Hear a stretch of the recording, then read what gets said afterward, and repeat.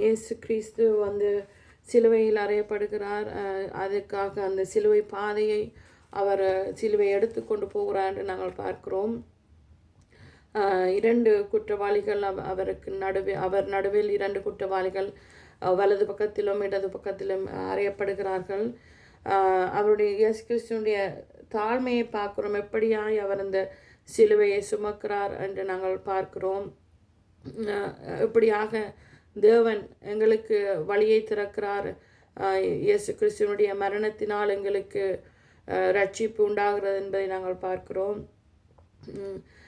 இயேசுவை பார்த்தால் அவருடைய பாடுகளை அவர் அமைதியாக ஏற்றுக்கொள்ளுகிறார். எல்லா விதமான அந்த மரண பாடுகளை இது சொல்லப்படும் சில இடங்களில் இது வெள்ளிக்கிழமை தான் நிச்சயமாக நடக்கிறது. புனித வெள்ளி என்று சொல்லப்படுற அந்த நேரத்தில் அதிகாலையில் நடக்கப்படுகிறது. கடைசி நேரம் என்று சொல்லலாம். இயேசுடைய வாழ்க்கையில் இது கடைசி நேரம். பேஷன் ஆஃப் கிரைஸ்ட் என்று சொல்லப்படுகிறது. சிலுவை பாதை, இயேசுவின் பாடுகள் என்றெல்லாம் இந்த பகுதிகளை கூறுவார்கள். அதே போல் யூதருடைய முறையின்படி ஒரு நாள் என்றால் அது ஒரு பாதி நேரம் கூட அந்த நாளை சேர்க்கப்படும் என்றாலும் அது ஒரு நாளாக கருதப்படுகிறது. அப்படியாக இயேசு 3ஆம் நாளில் உயிர் தழுகிறார் என்பதை நாங்கள் விளங்கக்கூடியதாக இருக்கிறது. புனித வெள்ளியில் தான் இயேசு கிறிஸ்து அறையப்படுகிறார் சிலுவையில். அதன் பிறகு அவர் 3ஆம் நாள் உயிர் தழுகிறார் என்றே நாங்கள் பார்க்கிறோம். இந்த சிரேனே ஊரானாகிய சீமோன் சிலுவையை சுமக்க அவர்கள் இந்த பிரதான ஆசாரிகள் மூலமாக கட்டாயப்படுத்துகிறான் என்று பார்க்கிறோம். அவன் வந்து ஒரு பார்வையாளராக வேறு தேசத்திலிருந்து சீரேனே ஊராகிய இருந்து வந்த அந்த மனிதனை அவர்கள் கட்டாயப்படுத்தி சிலுவையை சுமக்கும்படியாக கேட்கிறார்கள். அவனும் செய்கிறான். அவனும் தனக்கு விளங்கவில்லை என்றாலும் அவன் அந்த இயேசுடைய பாடுகளை அவன் பார்த்து அந்த சிலுவை அவன் சுமக்கிறான் என்று நாங்கள் பார்க்கிறோம். அடுத்ததாக இந்த கொல்கத்தா என்றால் அந்த கல்வாரி என்று லத்தீனில் சொல்லப்படுகிறது. இது இயேசுவினுடைய சிலுவையில் அறையப்பட்ட இடம். அதே போல் இந்த கசப்பு காடியை கலந்து குடிக்க கொடுத்தாலும் அவர் மனதில்லாதிருக்கிறார் என்றும் நாங்கள் பார்க்கிறோம். அடுத்ததாக சிலுவையில் அறைகிறார்கள். சீட்டு போட்டார்கள். அவருடைய வஸ்திரங்களை சீட்டு போடுகிறார்கள். எல்லாமே அதாவது தீர்க்க தரிசனங்கள் எல்லாமே நிறைவேறுகிறதை நாங்கள் பார்க்கிறோம். அதே போல் 3 விதமான பரியாசங்களை இயேசு கிறிஸ்து இந்த இடத்தில் அனுபவிக்கிறார். தன்னுடைய மரணத்திலும் அவர்கள் பரியாசம் பண்ணுகிறார்கள். வழிப்போக்கர்கள் பரியாசம் பண்ணுகிறார்கள். பிரதான ஆசாரியர்கள் பரியாசம் பண்ணுகிறார்கள். அதே போல் அவருக்கு பக்கத்தில் அறையப்பட்ட அந்த குற்றவாளிகளும் இயேசு கிறிஸ்துவை பரியாசம் பண்ணுகிறார்கள் என்று பார்க்கிறோம். சீமோன் வந்து அவன் இயேசுனுடைய சிலுவையை சுமக்கிறான். வெளிப்புறமான அவனுடைய அந்த தாழ்மையை நாங்கள் பார்க்கிறோம். அவனுக்கு தெரியாதவன் இது பாவத்தின் நிமித்தமாக இந்த சிலுவையை சுமக்கிறோம் என்று அவன் அறியாமல் அவன் ஏதோ சுமக்கிறான். அவனுக்கு கொடுக்கப்பட்ட அந்த பொறுப்பை அவன் சுமக்கிறான் என்று நாங்கள் பார்க்கிறோம். அடுத்ததாக ரோம இராணுவர்கள் அங்கிருக்கிறார்கள். இயேசுவை சிலுவையில் அவர்கள்தான் இயேசுவை சிலுவையில் அறைகிறார்கள். அவருடைய அதாவது வஸ்திரங்களை சீட்டு போடுகிறார்கள். அவரை அதே போல் அவருடைய உடலை கடைசி வரை அந்த கல்லறைக்கு முன்பாக காக்கிறவர்களாகவும் இந்த ரோம இராணுவர்கள் தென்படுகிறார்கள். அதே போல் இந்த 2 கள்ளர்கள், ஒருவன் ரட்சிக்கப்படுகிறான் கடைசியில் மனம் திரும்பி, ஒருவன் வந்து அவன் கடைசி வரை இயேசுவை பரியாசம் பண்ணி கொண்டிருக்கிறான். அதே போல் அந்த வழிப்போக்கர்கள் வந்தும் அவர்களும் இயேசுவை சிலுவையில் அறையும்படியாக ஏவி விட்டவர்கள். அவர்களும் இயேசுவை என்னென்றால் ஒரு பரியாசம் அவர்கள் செய்கிற பரியாசம் என்னவென்றால், எங்களை தன்னைத்தானே ரட்சித்து கொள்ள முடியாதா, இவரால் கூடும் என்றால் இறங்கி வந்து தன்னைத்தானே ரட்சித்து கொள்ளட்டும் என்று எல்லாம் பரியாசம் பண்ணுகிறார்கள். அதே போலதான் பிரதான ஆசாரியர்களும் பரியாசம் பண்ணுகிறார்கள். இவன் ரட்சித்தவன் தன்னைத்தானே ரட்சிக்க முடியவில்லை என்று அநேக பரியாச வாக்கியங்களை அவர்கள் சொல்லுகிறார்கள். வேதபாரகர், மூப்பர்கள் எல்லாருமே பரியாசம் பண்ணுகிறார்கள். எல்லாருமே ஒரு சவாலை இயேசுவிடம் விடுகிறார்கள். உம்முடைய வல்லமையை பயன்படுத்தி உம்மை தன்னை காப்பாற்ற முடியவில்லையே, சிலுவையிலிருந்து இறங்கி வாரும், சிலுவையிலிருந்து இறங்கி உம்மை நீர் காப்பாற்றி கொள்ளும் என்று அவர்கள் கொடுக்கிற அந்த பரியாசம். ஆனால் அவர் இன்னொரு பரியாசம் அவர்கள் போடுகிற அந்த ஒரு போஸ்ட், அவர் சிலுவையின் மேல் பகுதியில் ஒரு போஸ்டை அவர்கள் போடுகிறார்கள். இவன் யூதருடைய ராஜாவாகிய இயேசு என்று அந்த போஸ்டை போடுகிறார்கள். அது இயேசுனுடைய அடையாளத்தை அவர்கள் கேலி பண்ணுகிறதாக இருக்கிறது. இயேசுனுடைய அடையாளத்தை கூட அவர்கள் பரியாசம் பண்ணுகிறார்கள். ரோமானியர்களில் இந்த கேலி செய்யும் ஒரு இந்த வெளிப்பாடு, இந்த இந்த இந்த போஸ்ட், இயேசுனுடைய சிலுவையின் தலைப்பகுதியில் அறையப்பட்ட அந்த போஸ்ட் இந்த கல்வெட்டு பலவிதமான சிலுவையின் ஆழத்தை நமக்கு அறிவிக்கிறது. என்னவென்றால் அது உண்மையாகவே அவர் எங்களுடைய ராஜா, யூதருடைய ராஜாவாகிய இயேசு என்று அவர்கள் பரியாசம் பண்ணி போட்டாலும், ஒரு கேலி பண்ணி போட்டாலும் அதுதான் உண்மையான சத்தியம். அவர்தான் ராஜாதி ராஜா, கத்தாதி கத்தா. இந்த அரசர்கள், அவர் பூமிக்குரிய அரச பொறுப்பைத்தான் அவர் எடுக்க முயற்சிக்கிறார் என்று அவர்கள் அந்த அந்த அந்த போஸ்டை மாற்றும்படியாக கேட்டார்கள். அப்படியாக இயேசு கிறிஸ்து தன்னை ராஜாவாக, இந்த பூமிக்குரிய ராஜாவாக சொல்கிறார் என்று மாற்றும்படியாக, அந்த குற்றச்சாட்டை மாற்றும்படியாக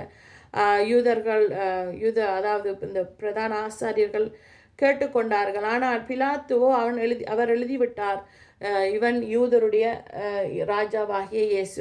அதனால் அவர் அந்த அந்த போஸ்டை அவர் மாற்ற முடியவில்லை. ஆனால் என்ன இதில் வெளிப்படுகிற என்றால், உண்மை வெளிப்படுகிறது. உண்மையான ராஜா, பூமிக்குரிய ராஜா மட்டுமல்ல, அவர் தேவாதி தேவன் என்பதை இந்த உண்மை வெளிப்பட்டு அவருடைய சிலுவையில் எல்லாமே நமக்கு அறிவிக்கப்படுகிறது. இவர்தான் தேவனுடைய குமாரன், எங்களுக்காக மரிக்கிறார், எங்களுடைய பாவங்களுக்காக அவர் மரிக்கிறார் என்று நாம் பார்க்கிறோம்.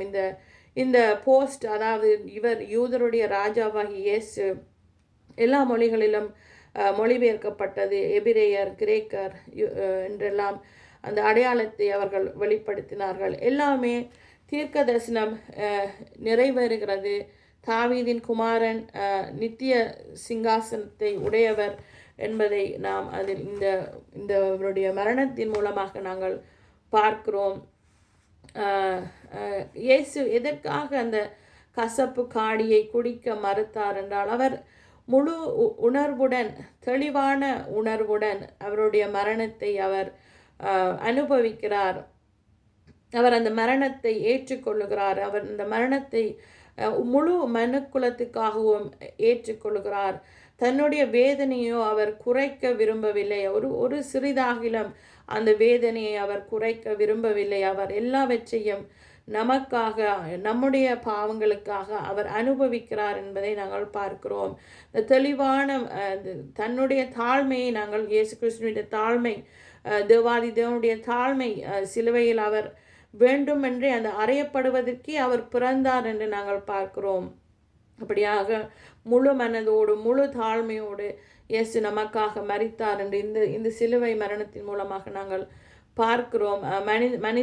முழு மனித குலத்துக்கும் அவர் உண்மையான தியாகத்தை செய்கிறார். அந்த அர்ப்பணிப்பை பார்க்கிறோம். அந்த தெய்வீக அன்பை நாங்கள் பார்க்கிறோம்.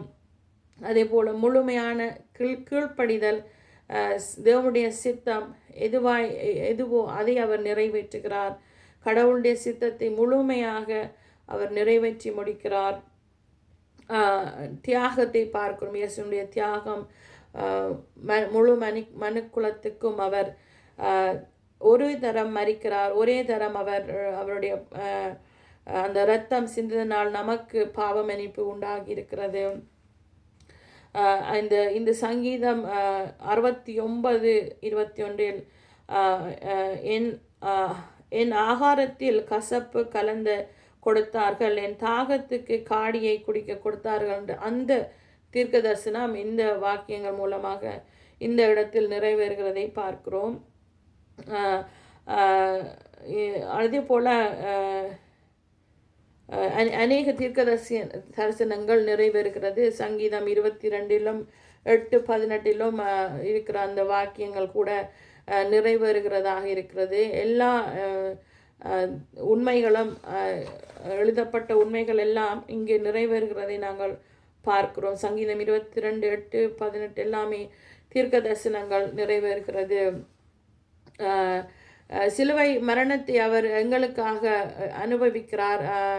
அந்த வல்லமை வெளிப்படுகிறது. நமக்கு ஒரு குமாரன் பிறந்து அந்த குமாரன் நமக்காக நம்முடைய பாவங்களுக்காக அடிக்கப்பட்டு அவர் எல்லாவற்றையுமே அந்த கீழ்ப்படிதலோடும் தாழ்மையோடும் எல்லாவற்றையும் அவர் செய்து முடித்தார். தியாக அன்பை நாங்கள் பார்க்கிறோம். முழுமையான அன்பு, தேவனுடைய அன்பு எங்களுக்கு அது வெளியேற பெற்றதாக இருக்கிறது. அவருடைய இரத்தம் வெளியேற பெற்றது.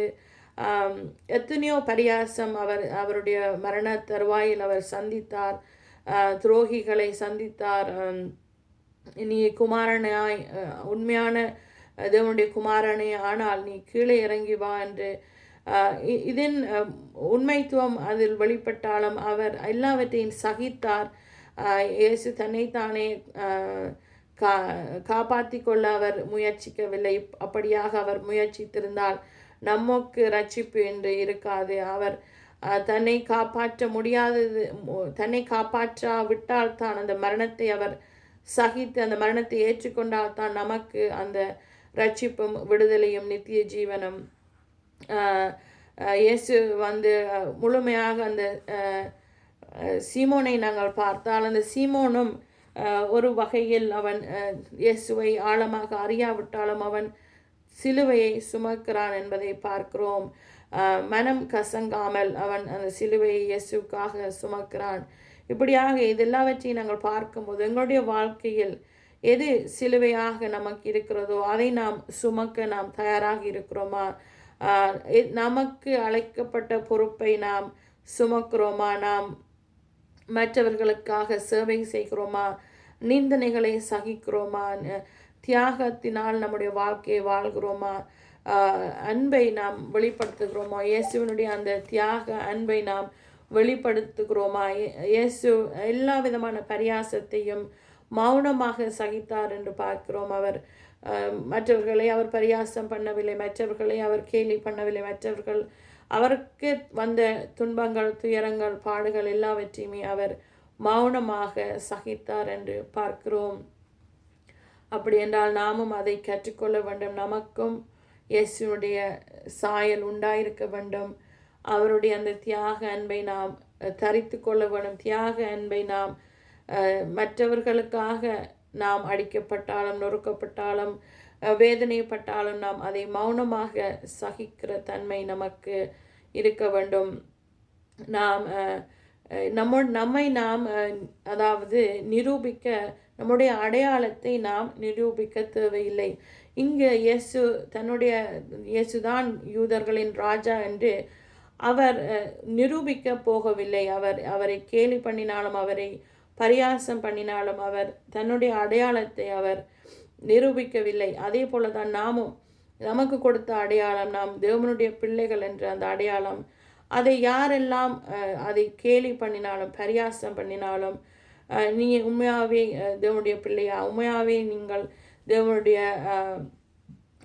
மகனா என்று கேட்டால் நமக்கு அவர்கள் சொல்லும் கேலி அதையெல்லாம் பரியாசம் எல்லாமே நாம் சகிக்கிறவர்களாக இருக்க வேண்டும். ஏனென்றால் உண்மை வெளிப்படும் நேரத்தில் அது வெளிப்படும்.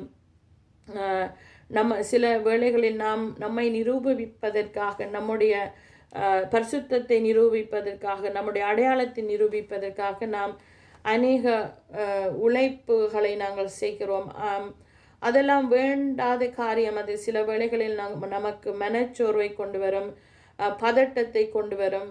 ஏதோ ஒன்றை எங்களுடைய அடையாளத்தை நாங்கள் யாரிடமும் போய் நிரூபிக்க தேவையில்லை. நமக்கு கொடுக்கப்பட்ட அடையாளம் நாம் தேவனுடைய பிள்ளைகள். நாம் தேவனுடைய பிள்ளைகள் என்றால் நாம் ஆசாரியரும் ராஜாக்களும் ஆசாரிய கூட்டங்களுமாய் நாம் இருக்கிறோம். அப்படி என்றால் நாம் மற்றவர்கள் நம்மை பரியாசம் பண்ணும்போது, மற்றவர்கள் நம்மை கேலி பண்ணும்போது, நம்முடைய அழைப்பை கேலி பண்ணும்போது நாம் மௌனமாக அதை சகிக்க வேண்டும். நமக்கு அப்படியான எதிர்ப்புகள் வரும்போது தான் நமக்கு தெரியும் நாம் சரியான பாதையில் போய்கொண்டிருக்கிறோம், சரியான வாழ்க்கையை நாம் வாழ்கிறோம், தேவனுடைய பிள்ளையாக நாங்கள் வாழ்கிறோம். அந்த அடையாளத்தை நாம் ஒருவராலும் அதை மாற்ற முடியாது. நாம் ரட்சிக்கப்பட்டால் நமக்கு கொடுக்கப்பட்ட அடையாளம் தேவனுடைய பிள்ளை என்ற அந்த அடையாளத்தை ஒருவராலும் மாற்ற முடியாது. அதே போல் நமக்காக நம்மளுடைய பாவத்துக்கு உரிய அந்த கடன் அடைக்கப்பட்டு விட்டது. நமக்கு உன்னதமான அந்த தேவன் தன்னுடைய இரத்தத்தினால் நம்முடைய பாவங்களை கழுவினார், நம்முடைய பாவங்களை அவர் மூடிவிட்டார். இனி நமக்கு நாம் செய்ய வேண்டியது பாவ அறிக்கை. நம்முடைய வாழ்க்கையில் பாவம் தொடர்ந்து இருந்தால் நம்முடைய பாவத்தை நாம் அறிக்கை செய்ய வேண்டும். எந்த விதமான பாவமாக இருந்தாலும் அதை நாம் அறிக்கை செய்து அதை விட்டுவிட நாம் முயற்சிக்க வேண்டும். அப்படி என்றால் தான் அதே போல் நாம் முழுமையான நம்பிக்கை இயேசு கிறிஸ்துவில் நாங்கள் வைக்க வேண்டும். நம்முடைய பாவங்களுக்காக அவர் மரித்தார், அதனால் தான் நாம் வாழ்கிறோம், அதனால் தான் நாம் மீட்கப்பட்டிருக்கிறோம், அதனால் தான் நாம் சுத்திகரிக்கப்பட்டிருக்கிறோம் என்ற அந்த விசுவாசம், நம்பிக்கை நமக்கு இருந்தால் முழுமையான அந்த தேவனுடைய பிள்ளைகளாக நாங்கள் வாழ முடியும். ஏனென்றால் நாம் நித்திய அந்த அழைப்புக்குள் நாங்கள் போகும் காலம் மட்டும் நாம் பாவ அறிக்கையை செய்ய வேண்டும். பிள்ளையாக பிறந்து விட்டோம் என்று நாம் உதாசீனமாக நாம் இருக்க முடியாது. நமக்கு கொடுக்கப்பட்ட அந்த பிள்ளைக்குரிய அந்த தகுதியை நாம் நித்தமும் நம்முடைய பாவங்களை நாம் அறிக்கை செய்து அதை விட்டுவிட நாம் முயற்சிக்க வேண்டும். யாரிடமும் நாம் போய் நம் அடையாளத்தை நாம் சொல்ல வேண்டியது இல்லை. நம்முடைய அடையாளம் நாம் தேவனுடைய பிள்ளைகள், அதை நாம் யாரிடமும் நிரூபிக்க தேவையில்லை. அதே தான் இயேசு கிறிஸ்து இங்கு செய்தார். இயேசுடைய வாழ்க்கையை பார்த்தால் அவர் யாரிடமும் அவர் தன்னை நிரூபிக்கவில்லை. அதைத்தான் நாங்கள் கற்றுக்கொள்ள வேண்டும். அதே போல் அந்த சிமியோனை போல நாமும் சிலுவையை சுமக்க தயாராக இருக்க வேண்டும். ஆமென்.